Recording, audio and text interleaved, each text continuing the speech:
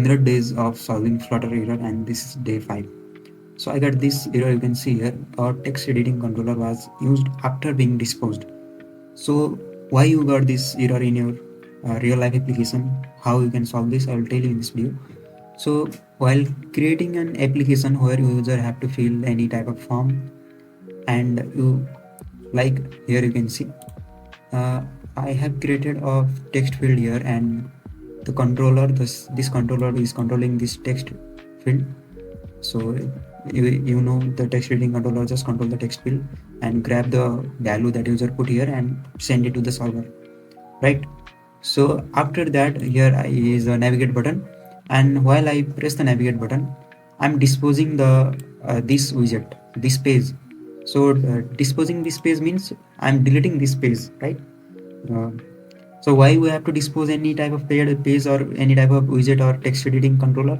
So this is simple. So this text editing controller widget take your memory space. So take your RAM.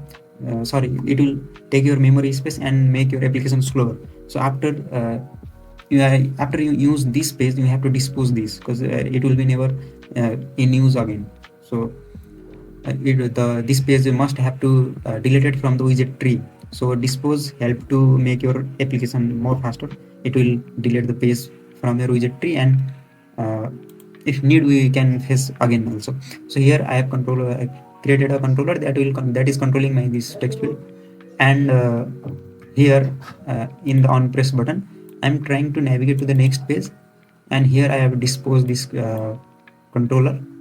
If I navigate to the next page, this controller will be disposed, and again I'm trying to accessing the controller here after being disposed. So in real life application, if you try to create an application in the login page, let's talk about login page also, right? In the login page, user have to fill up the form like their name, passport, email, and the email password should be stored in the backend somewhere, in the database somewhere.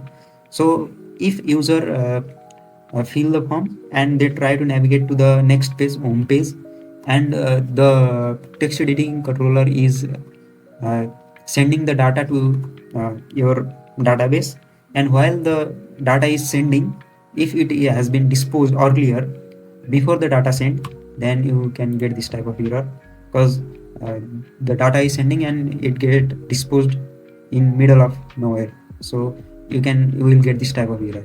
So to solve this, you can see here, in here you can just remove this, and there is a property called mounted. So this mounted is a property of a tree, widget tree, that will tell if there is this controller is still in the widget tree or not.